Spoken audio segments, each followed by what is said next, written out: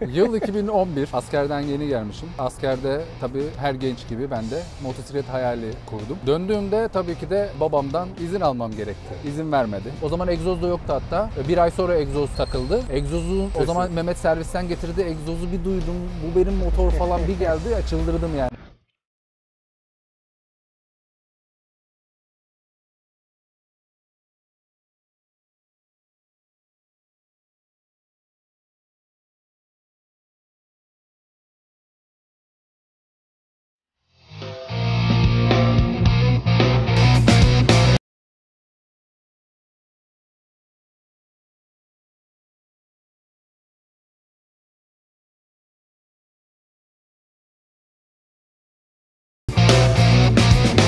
West Riders Custom'a hoş geldiniz. Cahit Kafesoğulları'nın yanındayız. Biraz garajını ziyaret ettik. Motosikletini anlatması için burada toplandık. Hoş geldin abi. Hoş buldum. Abi öncelikle senin motosiklet hikayenden başlayalım. Bize anlatır mısın onu?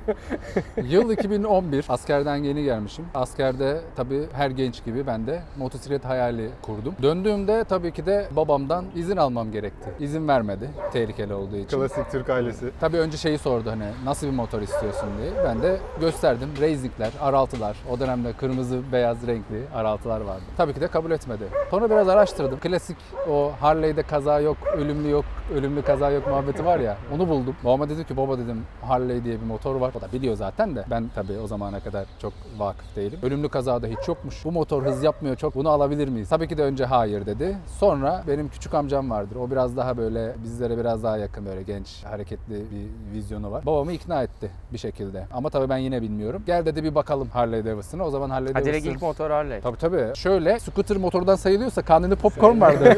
16 yaşındayken yani. babam almıştı. Sayılır. Aynen o scooter ilk motorum 16 yaşında. Onu bir düzeltelim. Kanuni popcorn 2 zamanlı. Onu almıştı yine ısrarla. Yani askerden önce de şey vardı. Askerden motor önce evet vardı. kanuni popcorn almıştı babam. Neyse amcamla bayiye gittik Harley Davidson bayisine. Orada motorlara bakıyoruz. Tabii ben çok heyecanlıyım. 48. O zaman tabii adını bilmiyorum. Kalın tekerlekli ön arka falan. Çok spor. Depo ufak. Onu gözüme kestirdim. Amca dedim bu dedim çok güzel ya. Şöyle bilmem ne falan. 1200 cc'ymiş. Hatta 1202 idi. Hala öyle de.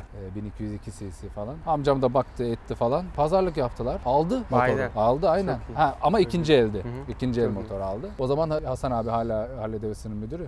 Dedi ki daha önce motor kullandın mı? Ben de önce hayır dedim. Sonra aklıma yine kanuni popcorn geldi.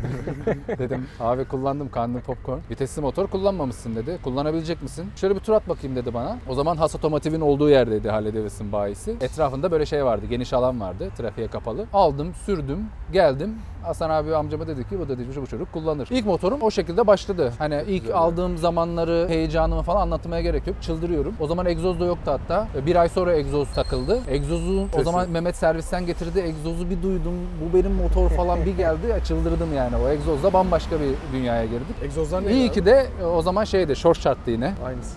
Aynen. İyi ki de ilk aldığım zaman egzoz yokmuş. Çünkü o vites, debriyajı kavrama olayları falan çok gürültü patırtı. Öyle başladık. Bu kaçıncı motorun abi peki? Harley olarak 8 ya da 9 olması lazım ama arada bir Z1000 almıştım 2014 yılında. Onunla birlikte 10 ya da 11'dir. Harley olarak ilk 48, daha sonra Iron 883, sonra 72. Bu mu peki? Bu değil. Ha, başka. Tabii başka. Ondan sonra yine bir 48. Daha sonra bir tane V-Road Muscle akabinde bir Z1000 geçişi yaptım. Kafanın Kawasaki. karışık olduğu zamanlar. Tabii. Özür dilerim. 48'ten önce bir Z1000, sonra 48, sonra V-Road. Ondan sonra bunu aldım diye hatırlıyorum. Bunu ilk alışın o zamandı. Bunu ilk alışım o zaman. Tamam. Bizim bir tayfa var. Mert, İlber, Caner diye. Onlarla hepimiz dedik ki bir Night Road çetesi kuralım. Evet, hatırlıyorum ben. Ondan sonra işte Celal sattı Softail Deluxe'ını. Ben sattım. Ben hemen gittim bir tane bayiden. Bir tane Night Road aldım. Kazasız dediler. Kazalı çıktı. İyi ki vermemişsin. Evet. Bayisini. Sonra Hasan abi devreye girdi falan sağ olsun. Bir şekilde onu da çözdük. Neyse öyle bir Night Road başlangıcı oldu. Sonra da piyasalar yükselmeye başladı. Night Road'lar bir değere bindi falan derken bizim ekip Night Road almadı. Ben de zaten geri verdiğim için bir daha yeltenmedim. Sonra bu motoru aldım tekrar ama o süreç tabii nasıl oldu? Bunu Night Road için mi sattın? Bunu Night Road için sattım abi. İyi. Bunu Night Road için sattım. Şimdi bunu sattım ben. Kime sattım? Vahiy. Hayır abi. Vahiy Ulan kime yükleniyor. sattım bunu? Unuttum. Neyse abi bizim gruptan birine sattım. Ya Volkan Bağcı'ya sattım ya Çağlar Bağcı'ya. Gökmen abiye sonra satmıştım. İkisinden biri. Serhan da olabilir. Motor buralarda döndü bu arada. Hiç ama uzaklaştırmamışsın kendinden Aynen. motoru. Aynen. Grup içinde sattık. Neyse oraları Şey uzatmayayım. gibi Tamam. al bir tur bin Sonra gider gibi. White Glide aldım bayiden. Hı hı. White Glide'ı bir custom yaptık. Evet, hatırladım. Onu sattım. Onun akabinde bu motoru tekrar aldım. Kimden aldığımı unuttum. Muhtemelen bayiden almıştım ben tekrardan. Bayiye geldim motor. Döndü dolaştı bayiye geldi. Ben motoru 6.000'de sattım. Sağ olsun Volkan abi 10.000 falan yapmış. 1,5 ayda 4.000 kilometre yapmış. 10.000 falan oldu motor. Sonra Volkan'dan Serhan diye bir arkadaşa geçti. Serhan aynen hatırladım. Bayiye sattı. Bayiden ben tekrar aldım. Sonra ben durumlarım biraz sıkıştı. Bir yatırım yapmam gerekti. Motoru satmak durumunda kaldım. O zaman da bir Gökmen abimiz var. Koleksiyoner bir abimiz. Ona söyledim. Hemen aldı. Tabii satarken dedim abi mutlaka haber ver. Aradan biraz zaman geçti. Satıyorum dedi. Ben de talip oldum. Aldım. Yani Sana- abi toplamda kaç kere sattın aldın? Abi En iki az kez 2-3 var ben saydım. ben 2 kez sattım. İşte bu 3. kez geri aldım yani. Geri aldım. Motor yalnız bir şekilde bumerang gibi dönüyor dolaşıyor Abi motor sana geliyor yani. ya bana geldiği Uzaklaşmıyor. için aynen çok mutluyum. Peki abi sana hani sen kovalıyor mu yoksa bir şekilde dönüp dolaşıp sana mı geliyor? Abi motor? şöyle benim bu motoru tekrardan alacak aslında pozisyonum yoktu. Ya bir 6-7 ay daha gerekiyordu yatırım yapmıştım. Gökmen abi biraz erken sattı. Satınca ben kaçırmamak için bir şekilde aldım. Hatta onun da biraz hikayesi var. Önce bir anlaşamamıştık. Sonra bir video Atilla'ya buradan selamlar. Atilla Dağ denen bir video çekti. O videoda Gökmen abi beni motorsuz görünce Ha videoyu bir anlatır mısın? O benim çok hoşuma Abi gitti. video şöyle. Şimdi biz Night Ride tabii benim motorum yok. Buluşuyoruz Alsancak'tayız. Herkes geldi motorlarla işte selam, muhabbet, sohbet. Sonra giderken ben aynı bu şekilde duruyorum. İşte millet motorunu çalıştırıyor gidiyor. İşte böyle yapıyorum selam veriyorum. Görüşürüz diyor. Orada Atilla da oradan video çekiyormuş tabii. Herkes gitti oturdum. Gece işte bir grup vardı oraya paylaşmış videoyu. Orada da Gökmen abi şehir dışından gelirken sabaha karşı 4'te görmüş. Sabah bana mesaj attı. Erken uyandığımı biliyor. Ondan sonra konuştuk. Ben dedi ki bu motor dedi sana gitmesi gerekiyor. Bu motor senin. O yüzden ben bunu senin dediğin fiyata vereceğim sana dedi. Sağ olsun. Verdi. Tekrar nasip oldu. Biniyoruz. Keyifliyiz. Bir daha da satmayı tabii Allah sattırmasın. düşünmüyorum. Çok iyi. Düşünmüyorum. Satılırsa da en fazla geri alır. Abi bu kadar bence bir daha geri gelmeyebilir. Bir tane motor unuttum. Bir tane de lowrider almıştım. Kaç abi. etti abi? Saydın Saydın mı? mı? Say. Say lan. Abi 72, 2 tane 72. 248, Midnight Road, BZ1000, Iron 883, Lowrider. Lowrider. White Glide. White Glide. İşte onlar yok. Saymış. Tamam. 1.30 saydık mı? Saydık. Tamam. 9. 9 Harley. Aynen. Ha, hepsi. 8 Harley, 9 normal motor. Bir de popcorn. Bir de popcorn. Onu nasıl motorlar saymadık. aynen. Abi motora neler yaptın? Yani birçok şey yapmışsın. Yani Motor dostum yanıyor şöyle yani. ben bu motoru aldığımda bu motor aslında bayağı bir yüklüydü. LED farı, işte sinyalleri, ya şu ön taraftaki bütün aksesuarlar vardı. Ben sadece ne yaptım onu söyleyeyim. Depoyu kaldırdım. İşte o sistem vesaire kablo işte yana aldı, bobin yana yana. alındı. Egzoz yoktu, egzoz yaptım. Koruma demiri yoktu, onu taktım. Koltuk yaptım. Sol tarafta burada gözükmüyor. Çanta koyduk. Bir iki tane daha cover bu tarafta koyduğumu hatırlıyorum. Şurada da bir ya da iki tane yine bir cover koyduğumuzu hatırlıyorum. Ama şu beşikler vesaire hepsi şu kısımlar vardı. Şu ön benim çok dikkatimi Evet, o çekti. cover. Ön amortisör coverları O da gerçekten vardı. Aynen. hoşmuş. Yani Zaten- ben sadece motor zaten güzeldi. Ufak dokunuşlarla, şunu da ben koymuştum. Ufak dokunuşlarla motoru aslında güzel hale getirdim diyebilirim. Çünkü motor aksesuar yüklemekle de olmuyor. Bence şu depoyu kaldırmakla bu motorun kaderi değişti. Evet. Özellikle bir de bu altının boşaltması çok daha Evet. klasik Bobin bir yana alınması. Ve hava şu kısa veriyor. short shot egzoz motoru yine bence kompaktlaştırdı. Güzel oldu. Motor Bu şekilde. gerçekten- Ama yani böyle o adına yakışır old school'lukta Tabii. duruyor yani. Zaten demin onu söyleyecektim. Sportster 72 denmesinin sebebi de yani o 70'lerin havasını yaşatsın diye değil mi? Evet, amacı evet. O küçük bir depo. 21 ön Buna jant. aynen fındık depo diyorlar. Ben bir de depoyu tabii kaldırınca benzini tam da kullanamıyor. 7 litre depo 6'ya falan düşüyor doğal olarak. Beni zaten grupta yol yapamaz diyebilirler. Abi zaten bununla ben şahsen yol yapmam ya. Ya bununla Çok zaten parlıyor şöyle yani. açıkçası çok rahat bir motor değil. Bu sele, oturuş pozisyonundan ötürü tamamen çıplak. Ben zaten konforuma düşkünüm o ayrı ama normal konforuna düşkün olmayan bir insan da bu motorda bence çok rahat uzun yol yapamaz. Koltuğu değiştirmesi lazım kesinlikle. Ya belki gidon değişebilir biraz daha konforlu olsun diye. Belki depo büyütülebilir vesaire. Genel değişikliklerin amacı o zaman sürüşten ziyade aslında görsel olarak tatmin Tabii. sağlamak. Benim Değil kesinlikle mi? motordaki eğer bir tane motor, bir tane Harley alacak hakkım varsa kesinlikle göze hitap etmeli. Göze hitap. Evet. Ama yol için bir motor yarın öbür gün alacak olursam bunu inşallah satmayıp yanına bir tane motor alırım. Onun Touring mi? dışında Yol için. ya yol için şöyle zaten böyle çıplak güzel sokak motorum var. Bir tane Touring alabilirim imkanım olursa. Touring için tabii uzun vade imkan gerekiyor. Uzun vade biraz plan yapmak gerekiyor. Onu kısaya vadeye almak için de şöyle bir planım var. Bir tane Dyna, White Glide değil de diğeri. Lowrider. Lowrider. Hayır. Süper. Street Bob, yanına çanta. Tamamen yol odaklı bir koltuk ve gidon. Görsellikten uzak. Bir fairing. Fairing olabilir ama Rüzgarı kessin. gelsin madem yol bir yapacağız. cam da işimi görür. aynen. Daha böyle düşük bütçeyle yol motoru. Ya o önemli olan şekilde bununla olabilir. yol yapabilmek bence. Kesinlikle öyle. Kesinlikle katılıyorum.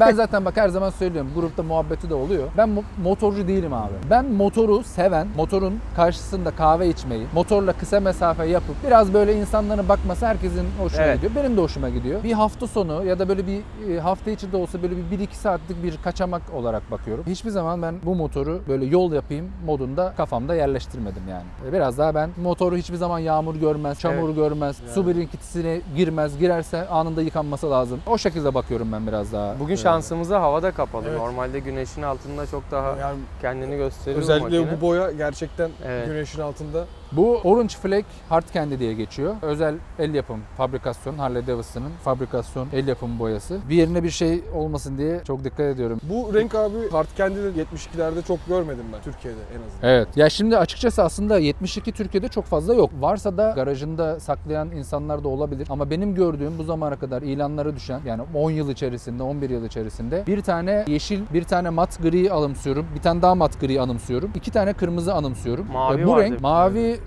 Sanki vardı satılık görmüştüm ben. evet mavi de vardı. Bir de çok koyu bir lacivert vardı. Siyah kaçıyordu. Onu gördüm. Mat siyahı var. Parlak olarak. Bu renk ben de görmedim. Ya bu renk nikelaj şeylerle falan çok güzel Güzel oluyor. Çok cool Yani duruyor. gerçekten. Evet.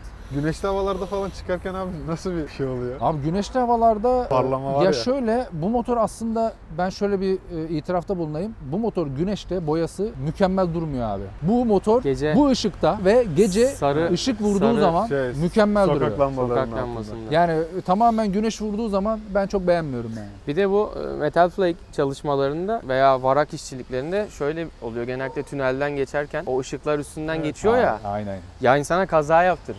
Şey yazacaksın, dikkat Kesinlikle. kaza Böyle yaptırabilir. bakıyorsun yani.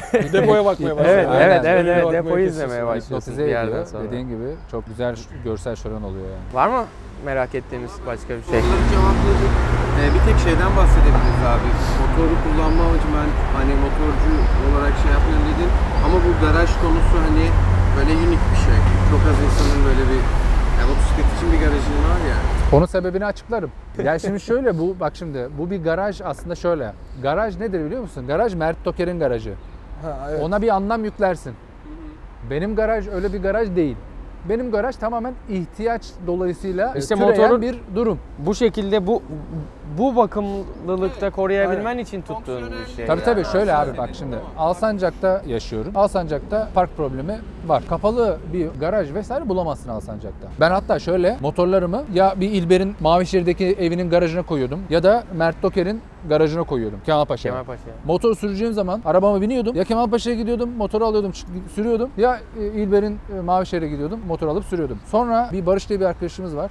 Böyle bir muhabbeti duydu. Dedi ki ben de Alsancak'ta garaj tuttum. Gel dedi koyabilirsin motorunu. Para falan da istemiyorum dedi sağ olsun. Ben de olmaz dedim. Benim için mükemmel bir şey. Ben dedim ortak olurum. Beraber kullanırız garajı. Tamam dedik. Başladık. Sonra Barış iş için şehir dışına gitti. O yüzden garajı ben devraldım tamamen. Bu garaj benim scooter'ımı, bisikletimi ve bu motosikletimi koruyabileceğim bir yer. Scooter'ı da çok kullanıyorum ben gün içerisinde. Alsancak'ta arabayı oynatamam. Müşterilere gidiyorum vesaire. Harley'de kesinlikle ve kesinlikle garaj olmazsa hayatta dışarıda bırakacağım bir durum yok. Dediğim gibi garaj mevzusu bu. Garaj benim garajım bir Mert Toker'in garajı gibi değil. Onun tamamen takılabileceğiniz, kahve, bir şeyler içebileceğiniz, müzik dinleyebileceğiniz öyle bir dizaynı var, Senin öyle bir sistem. garajda takılı. kuruldu. Adam demin yatak atsak şuraya ne koyalım? Abi, Yaşarım abi, diyordu. Yaşarım Ya valla. Şöyle bak şimdi orada Aşağıda mesela mı olsun, iki yaşarım. motor çalıştırdık mesela. Ben hemen tedirgin oldum. Yukarıda yaşlılar var mesela. Hemen bir şey rahatsız olabilirler. Hani garaj böyle buralarda garaj olmaz. Yani mesela geleceksiniz, muhabbet edeceğiz, belki biraz Tabii o müzik açacağız. anlamda. Hani o şekilde olmuyor. Buralarda olmaz. Bir gün Mert Toker'in de garajını ziyaret edersek Tabii düşünüyorsun öyle şeyler. aynen orada asıl garajı orada görürüz. Mert Toker'in garajını ziyaret etmemizi istiyorsanız videoyu beğenmeyi ve yorum atmayı unutmayın.